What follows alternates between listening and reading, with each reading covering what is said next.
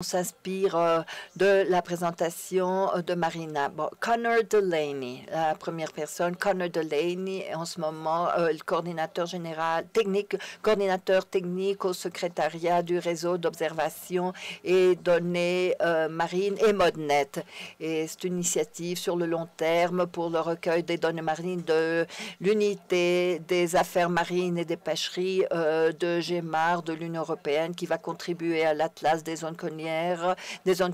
Connor a plus de 20 ans d'expérience. Il a travaillé dans différentes disciplines d'ICT, sciences et différentes données. Connor est le grand défenseur des données ouvertes et du code ouvert et les données marines.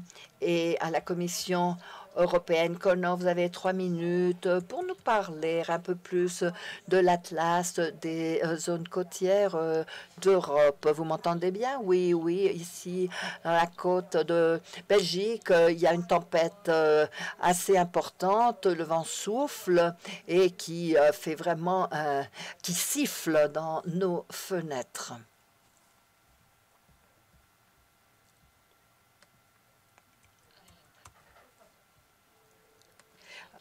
Oui, je suis ici au nom de Tim Koller, coordinateur technique de l'Atlas européen des mers, et nous travaillons également sur le projet EMODNet. Et j'ai une présentation d'une diapo très simple pour vous donner un aperçu assez large. Et je vais maintenant partager mon écran pour que vous puissiez le visionner. Et je tiens à vous dire également que la présentation de Marina était absolument passionnante. Alors, j'ai beaucoup aimé sa présentation, beaucoup apprécié sa présentation.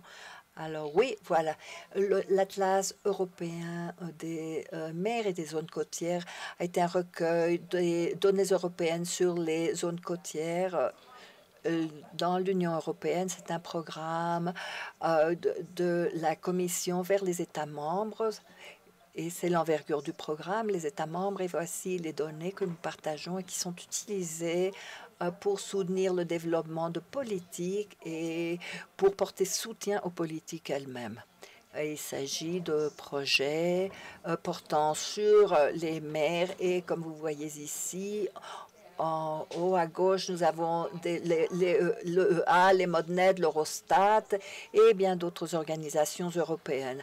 Alors, les données qui remontent à cette base de données, à des données de grande qualité, d'excellente qualité, et nous vouons des différents thèmes pour que les personnes soient à même de comprendre quels sont les problèmes qui portent atteinte aux zones côtières. On parle de culture océanographique, on parle également et nous sommes déjà rapprochés de nombreux musées en Europe où l'Atlas a déjà été traduit en 24 langues officielles de l'Union européenne.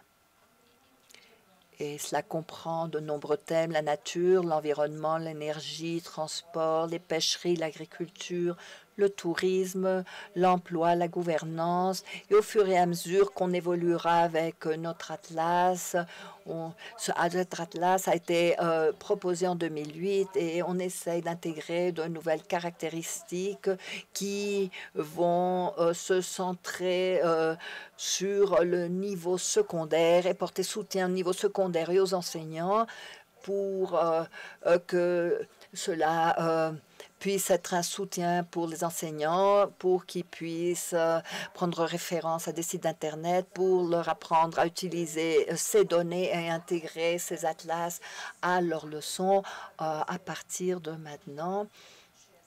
Je ne vais pas parler des antécédents techniques, mais vous pourrez vous connecter sur notre site Internet. Si jamais vous avez des questions, vous les poserez pendant le débat. Merci, Connor.